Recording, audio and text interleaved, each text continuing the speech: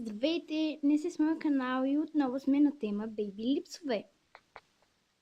В този клип ще направя ревю на ето този нов Baby Lips Pink Punch.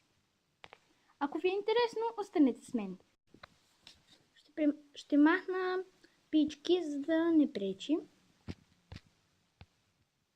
Така, ето така изглежда Pink Punch. Вече съм го отворила, ето този процеп. Но първо ще разгледаме кутийката. Ето така изглежда кутийката. Ето тук пише на Maybelline New York Baby Lips. Тук, както във всички опаковки, има едни устни. Тук пише, че издържа до 8 часа. И тук е отдолу името Pink Punch. Това е в розово и жълто. Peach Kiss, опаковката му, както сте виждали в клипа за ревюто му. Пише се Baby Lips, но ще трябва да го поправя вече, защото не очаквах ще получа друг Baby Lips, но както и да е. Неговата опаковка е в лилаво и бежево или кафяво, както искате, така го наричайте. И ето е отзад. Отзад е черно-бяла. Ето тук има място да... Не знам, просто това може да се докосне. Сега ще ви покажа. Така, ето тук може да се пипне, когато отидете в магазина. Не знам точно защо, но така са оставили отвори. Тук пише Made in France. Това означава, че е направено във Франция. Ето го. А сега да разгледаме самия Baby Lips.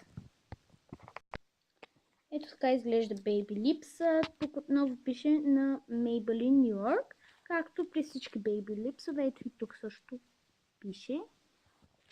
Така, сега нека започнем да го разглеждаме по-внимателно.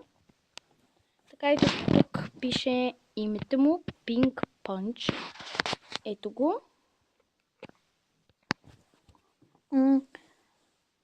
И тук пише Baby Lips с големи букви. Надписите са в жълто. При всички Baby Lipsове, както знаете, буквите и това са в различни цветове. Ето тук е в бежево или кафяво, както искате така го казвайте, с лилаво. Така, ето го.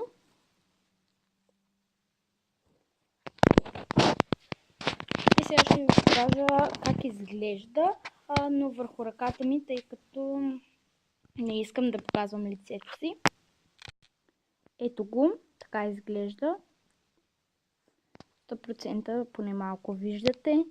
Сега ще ви покажа сравнение с другия ми Baby Lips. Както виждате, другия ми Baby Lips съвсем леко прибляксва. Блести по-точно. И там, ако сложите повече слоеве от розовото, става много по-тъмно розово. Сега ще ви... Ето вижте колко тъмно розово става. Не знам дали се вижда на камерата, но е по-тъмно. А на устните става даже едно такова лилаво. Но е много хубаво, на мен много ми харесва. Сега ще се изчистя.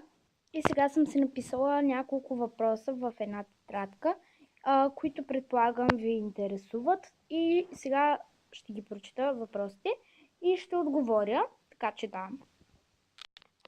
Така, въпросите са само 5, но смятам, че ще ви помогна с нещо, така че нека започваме.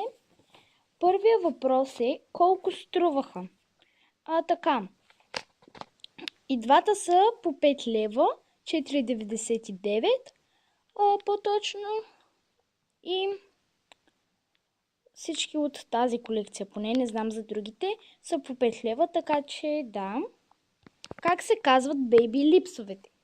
Така, този е Peach Kiss. Ето тук се вижда.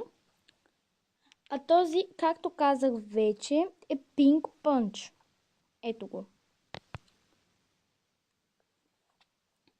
Така, следващ въпрос.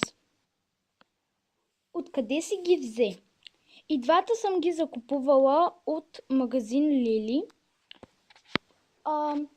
Този е от Пловдив, в Мол Пловдив, ако не се лъжа беше.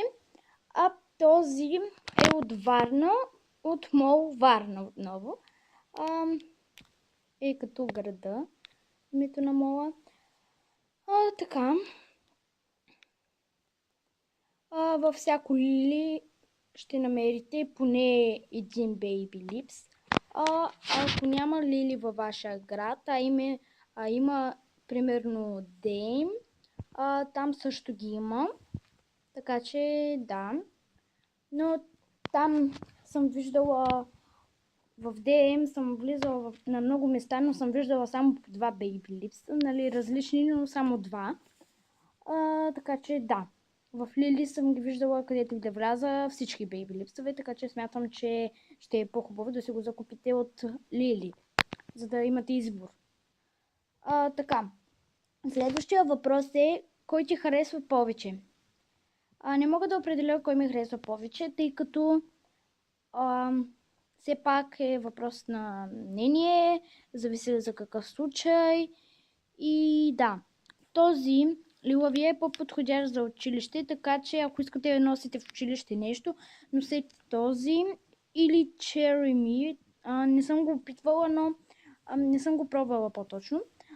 Но моя приятелка го има и тя ми каза, че е съвсем леко червено. Не знам колко наситено червено е. Ако имате Cherry Me, ако е леко, е подходящо за училище. И това също е подходящо за училище, нали? По-лек цвят е. Това е така за излизане навън, по-официално също може да се го сложите. Просто цветът е по-наситен. Но ако сложите един-два пласта, става и за училище и този. Така че решете си за какво ще го използвате вече. Но този, нали, става и за вечеря също, но нали, вече решете вие какво. Ако не искате цвят, може да се купите някой от хидрачиращите, разбира се. И така, последния въпрос, пети въпрос, както казах, ще са само 5. Кой ще ти е следващия Baby Lips?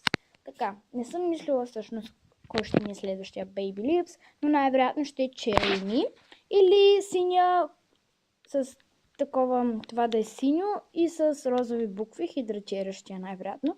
Един от двата ще зависи кой има в магазина. Така, това беше всичко от мен, ако съм ви помогнала. Дайте палче нагоре, ако имате Baby Lips отново, дайте палче нагоре или пишете в коментарите. Чао!